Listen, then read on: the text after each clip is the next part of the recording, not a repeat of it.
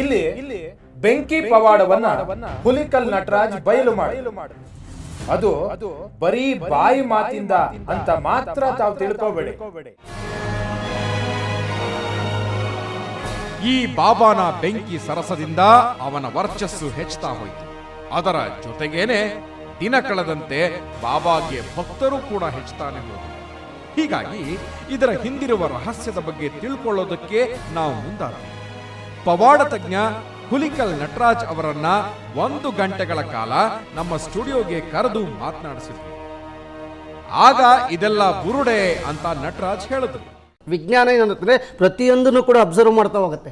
ಹಾಗಾದರೆ ಮೈ ಮೇಲೆ ಬೆಂಕಿ ತಗಲಿಲ್ಲ, ಗಡ್ಡಕ್ಕೆ ಮಾತ್ರ ಬೆಂಕಿ ತಗಲ್ತು. ಒಂದು ಸೈನ್ಸ್ ಏನು ಹೇಳುತ್ತೆ, ಚಲಿಸುವ ಬೆಂಕಿ ಸುಡಲ್ಲ.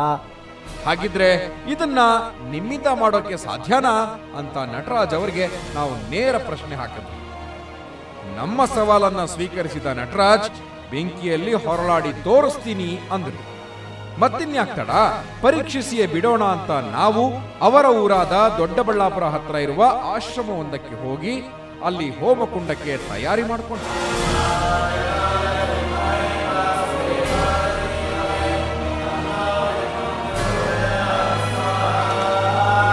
ಇಲ್ಲಿ ನಿಜಕ್ಕೂ ನಮಗೆ ಅಚ್ಚರಿ ಕಾದಿತ್ತು.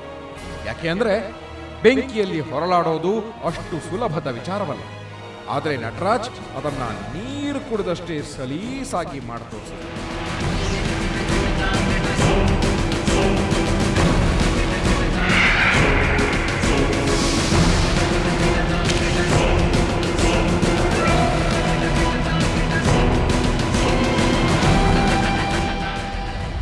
ಹೋಮಕುಂಡದಲ್ಲಿ ಯಾವುದೇ ಅಳುಕಿಲ್ಲದೆ ಇದೇ ಬೆಂಕಿ ಬಾಬಾನ ಹಾಗೆ ನಟರಾಜ್ ಹೊರಳಾಡಿದ್ರು.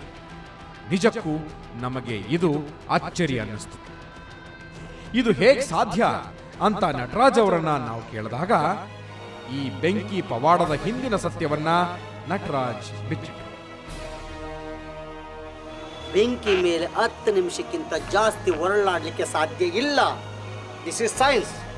ಆದರೆ ಅವ್ರು ಏನು ಮಾಡ್ತಾರೆ, ಕೆಂಡದ ಮೇಲೆ ಹೊಡೆದಾಡೋದಕ್ಕಿಂತ ಮುಂಚೆ ಏನೆಲ್ಲ ಮಾಡ್ಕೊಂಡಿರ್ತಾರೆ ಅನ್ನೋದ್ರ ಬಗ್ಗೆ ಸ್ವಲ್ಪ ಯೋಚನೆ ಮಾಡಬೇಕಾಗುತ್ತೆ. ನೋಡಿ, ನಿಮ್ಮ ಮುಂದೆ ಈ ಕೆಂಡನ ತಗೊಂಡಿದ್ದೀವಿ. ಈ ಕೆಂಡನ ತಗೊಂಡು ನಿಮ್ಮ ಕಾಣ ಹಾಗೆ ನೋಡಿ, ಈ ಶಾಖ ಚರ್ಮಕ್ಕೆ ತಗಲಿದಾಗ ಆ ಚರ್ಮದ ಮೇಲೆ ಸತ್ತ ಜೀವಕೋಶಗಳಿರ್ತವೆ. ಆ ಸತ್ತ ಜೀವಕೋಶಗಳಿಗೆ ಶಾಖ ತಗಲಿ ಮತ್ತೆ ನರಕೋಶಗಳ ಮುಖಾಂತರ, ಜ್ಞಾನವಾಯು ನರಗಳ ಮುಖಾಂತರ ಮೆದುಳಿಗೆ ಹೋಗಿ ಮೆದುಳಿನಿಂದ ಇಲ್ಲಿಗೆ ಸಂದೇಶ ಬರುವಷ್ಟರೊಳಗೆ ಇಲ್ಲಿ ಚಲನೆ ಆಗಿರುತ್ತೆ. ಚಲಿಸುವ ಬೆಂಕಿ ಸುಡಲ್ಲ. This is science. ಇದೇ ನೋಡಿ ಬೆಂಕಿ ಪವಾಡದ ಹಿಂದಿರುವ ನಿಜವಾದ ಸತ್ಯ.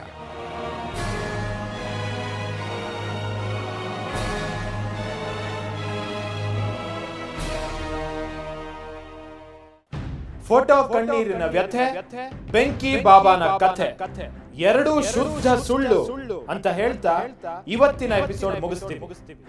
ಮುಂದಿನ ದಿನಗಳಲ್ಲಿ ಮತ್ತಷ್ಟು ಪವಾಡಗಳನ್ನ ಬಯಲು ಮಾಡ್ತೀವಿ.